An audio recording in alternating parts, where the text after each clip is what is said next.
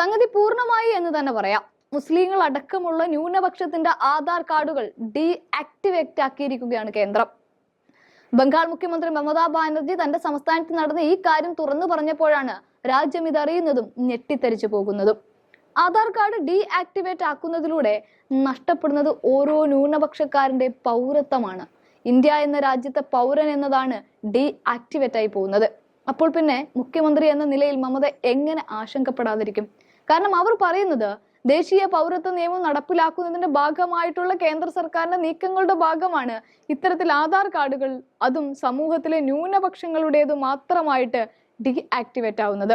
സത്യത്തിൽ BJP ഓരോന്നോരോന്നായി നമ്മുടെയൊക്കെ മുമ്പിൽ ഇട്ട് തന്നുകൊണ്ട് ഒരു സൂചനകൾ നൽകുകയാണ് ഇതൊക്കെയാണ് ഇവിടെ നടക്കാൻ പോകുന്നത് എന്ന്.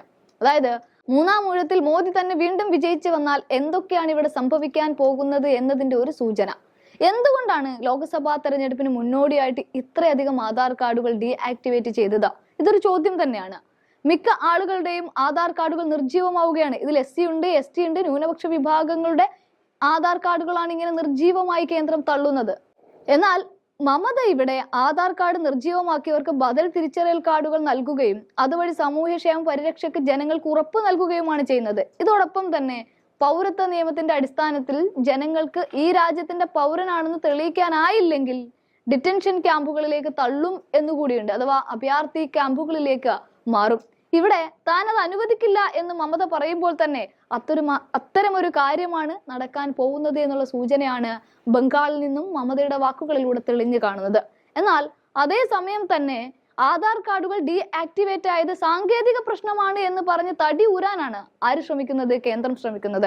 കേന്ദ്രമന്ത്രിയായ ശാന്തനു താക്കൂറാണ് ഇത് അറിയിച്ചതും. മമത തെരഞ്ഞെടുപ്പ് അടുക്കുന്ന നേരത്ത് വാളും പരിചയവും ഒക്കെ ആയിട്ട് BJPക്കെതിരെ ഈ വിഷയത്തിൽ യുദ്ധം പ്രഖ്യാപിച്ചപ്പോഴാണ് 24 മണിക്കൂറിനുള്ളിൽ ആധാർ എല്ലാം തന്നെ ആക്ടിവേറ്റ് ചെയ്യുമെന്ന് ബംഗാൾ പ്രതിപക്ഷ നേതാവ് സുവേന്ദു അധികാരി അറിയിക്കുകയും ചെയ്യുന്നത്.